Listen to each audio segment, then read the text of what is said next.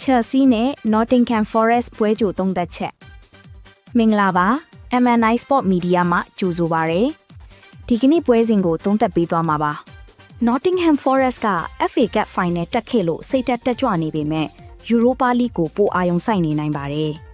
Chelsea က Champions League မျှော်လင့်ချက်နည်းပေမဲ့ Stamford Bridge မှာနိုင်ပွဲရဖို့အစွမ်းကုန်ကြိုးစားမှာပါ Forest ကတန်းစင်းစုံနဲ့9မှတ်ကွာနေလို့ဖိအားမရှိပေမဲ့ Chelsea ကတော့ဒီပွဲကိုမဖြစ်မနေနိုင်ချင်နေတာပါအိမ်ကွင်းအားသာချက်နဲ့အနိုင်ရလက်လိုအချက်ကြောင့်ဒီပွဲမှာ Chelsea ဘက်ကပဲအသာရလိမ့်မယ်လို့ခန့်မှန်းရပါတယ်ဒီတစ်ပတ် Premier League မှာ Everton နဲ့ Man City ပွဲကစိတ်ဝင်စားစရာပါ Everton ဟာနောက်ဆုံး2ပွဲရှုံးထားပေမဲ့ဥရောပဝင်ခွင့်အတွက်အားကုန်ယုံလာမှာပါ Everton ရဲ့ထူးခြားချက်ကသူတို့ရဲ့ခံစစ်ကြစ်လက်မှုပါနောက်ဆုံး14ပွဲမှာ Arsenal တသင်းလေးကိုပဲ2ဂိုးပြတ်ရှုံးခဲ့တာပါ City ကနိုင်ပွဲဆက်နေပေမဲ့ဂိုးပြတ်တာမျိုးမဟုတ်ဘဲကက်နိုင်နေတာပါ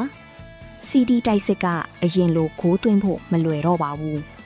ဒါကြောင့်ဒီပွဲမှာ Everton ရဲ့အိမ်ကွင်းမှာကြောမှုကြောင့် City အတွက်အနိုင်ရဖို့ဆိုတာချွေးပြန်ရမှာပါ Everton ရဲ့ခံစစ်မှာကြောမှုကိုယုံကြည်ရင် City တို့အလွယ်တကူဂိုးပြတ်ဖို့ခက်ပါလိမ့်မယ်အမြင်တွေကို comment မှာရေးပြီး page ကို like and follow လုပ်ပေးပါအောင်ရှင်